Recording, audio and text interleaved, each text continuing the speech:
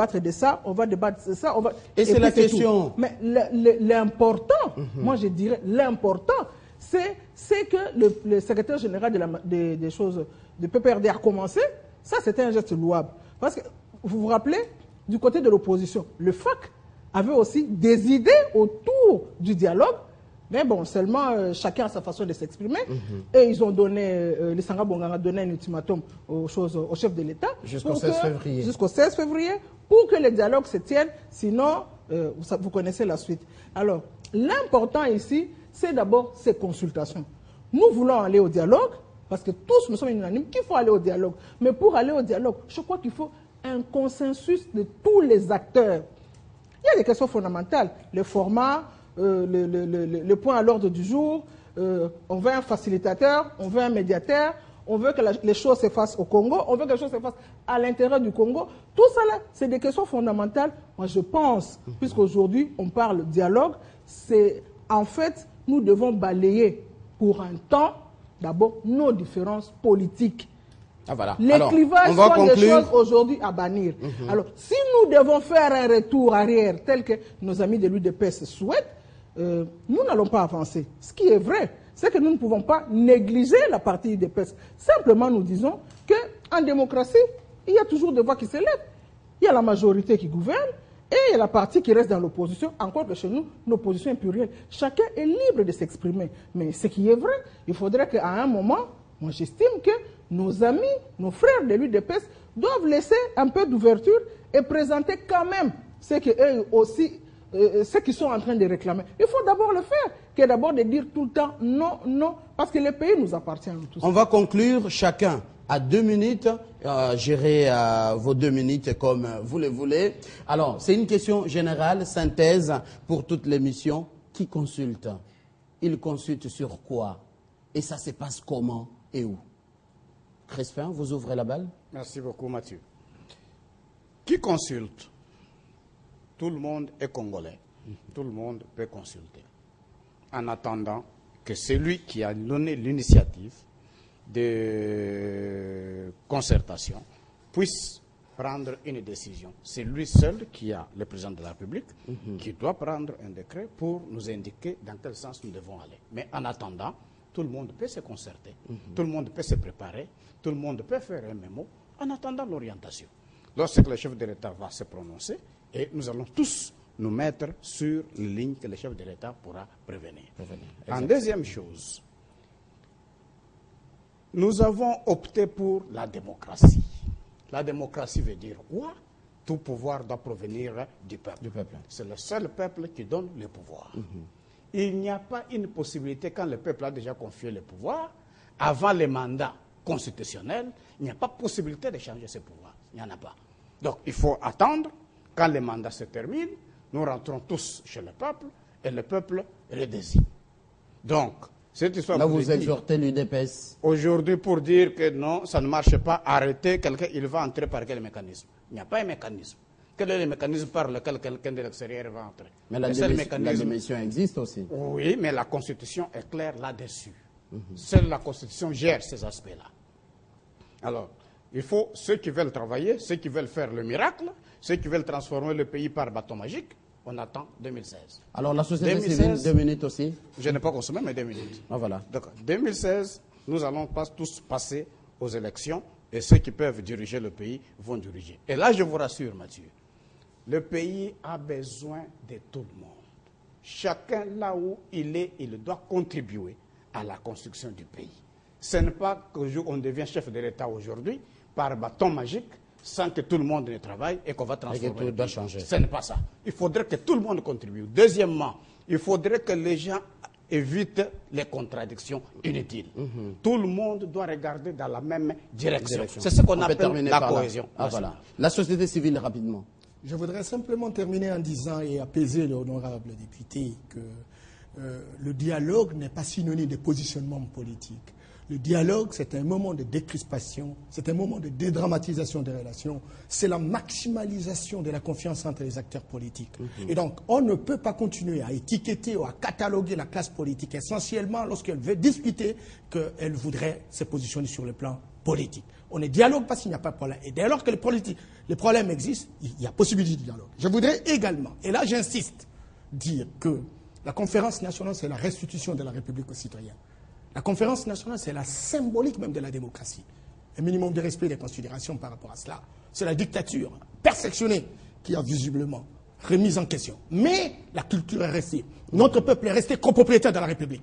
Il faut savoir comptabiliser et capitaliser tous ces éléments additionnels qui ont été suscités par la conférence nationale. Je voudrais également dire que les consultations que je suis en train de voir sont à encourager, cher Mathieu. Et chacun, lorsqu'on est dans son entité, est capable de consulter. Pourquoi on consulte? C'est la définition des thèmes de référence. Le président de la République n'est pas le propriétaire de la République. Le président de la République écoute les opinions des uns et des autres. Lorsqu'il va prendre cette ordonnance-là, il devra tenir compte de ce que voudrait la classe politique, le peuple congolais, la société civile. Et pour savoir ce qu'on voudrait, il faut que les gens échangent, il faut que les gens discutent. Et il faut que les gens définissent ce qu'ils veulent véritablement de ce dialogue-là. Et donc, le président de la République se conformera. Et donc, il faut encourager toutes les initiatives qui se prennent autour des discussions. Il faut les encourager, encore que la majorité voudrait donner une impression d'une sorte de dysfonctionnement qui n'a pas sa raison d'être. J'entends la majorité présidentielle, j'entends le PPRD, il semble qu'il y a une sorte de guerre de leadership, etc., que nous n'en avons vraiment pas besoin. Il faudrait aller dans la direction d'écouter les uns les autres, qu'on définisse les thèmes de référence et que le président prenne l'initiative dans la perspective de pouvoir mettre les gens ensemble pour définir qu'est-ce que nous devons faire prochainement. 2 minutes pour l'UDPS, il faut quand même conclure. Oui, j'aurais besoin peut-être de moins de ça. Je pense que nous devons intégrer la notion de responsabilité lorsque nous sommes amenés à conduire les affaires de la nation.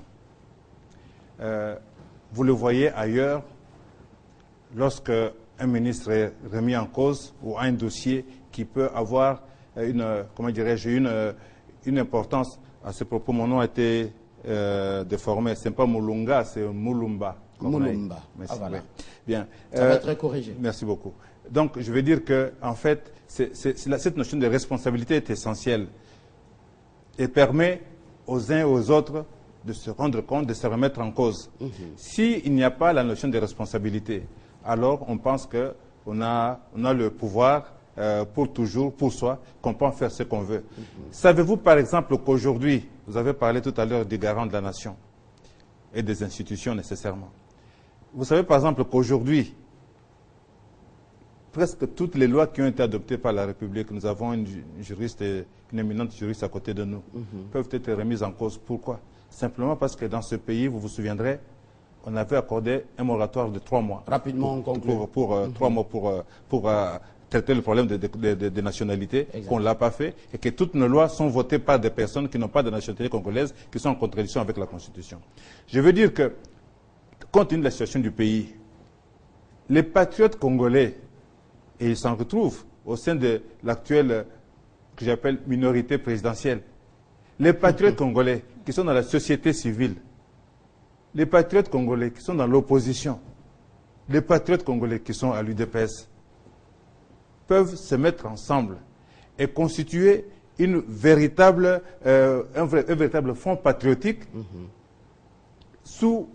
autour de l'homme qui incarne la légitimité populaire, et nous allons sortir ce pays des difficultés. Tout le reste... Vous voulez dire Tshisekedi Diori? Naturellement, si vous permettez juste une parenthèse pour dire ceci. On parle beaucoup des militaires qui doivent venir chez nous, de la SADC ou de, des CRGL et tout ça. Je vous assure, mes frères et mes sœurs, que c'est un danger pour la République. Tous ces militaires qui sont là, comme ceux qui sont de la MONUSCO qui sont ici, n'obéissent pas au commandement de la République démocratique du Congo. Ils obéissent à un commandement étranger. Et de ce fait, ces gens-là, sur notre territoire, c'est un danger pour la République. Donc, nous avons intérêt à régler ce problème autrement, dans la voie que j'ai proposée ici. Je vous remercie. Madame Ernestine, souffrez 1 minute pour conclure. La régie, s'il vous plaît. Les autres avaient 2 minutes. Moi, je n'ai qu'1 minute. Ça, c'est une injustice. Bon, je vais quand même cadrer ma conclusion dans 1 minute, comme vous avez demandé. Ouais. Je crois qu'il faudra, pour moi, faire appel à la conscience citoyenne de tous les acteurs politiques, de toutes les forces vives de la nation, de la société civile et de tous les Congolais de manière générale. À savoir qu'aujourd'hui, les dialogues que nous voulons ne peut pas être un dialogue qui balaie l'ordre institutionnel, ne peut pas être un dialogue qui balaie l'ordre institutionnel, mais ces dialogues, il faut d'abord saluer l'approche qu'a fait le secrétaire général du PPRD et l'approche faite par le secrétaire général de la majorité présidentielle. Il faut que ces différents acteurs se consultent. Il faut que ces différents acteurs, chacun donne ses idées. Autour de ces idées, il faut qu'on retrouve un consensus. C'est à travers ce consensus qui va faciliter les chefs de l'État pour qu'ils prennent une ordonnance appropriée pour lancer les travaux du forum. Ah voilà. Merci d'avoir répondu à notre invitation à Ernestine Nyoka, majorité présidentielle, Norbert Yambayamba, société civile, Corneille Moulumba, cadre de l'UDPS, Crispin Ngoyi, député national de la majorité présidentielle. Merci d'être venu. Merci. Surtout, merci à vous qui êtes des milliers en train de suivre cette émission. Retrouvez cette émission, ça fait débat sur YouTube, hein, bien sûr avec les tags Mathieu et Kamango, ça fait débat, Télé 50. Très bonne suite de nos programmes.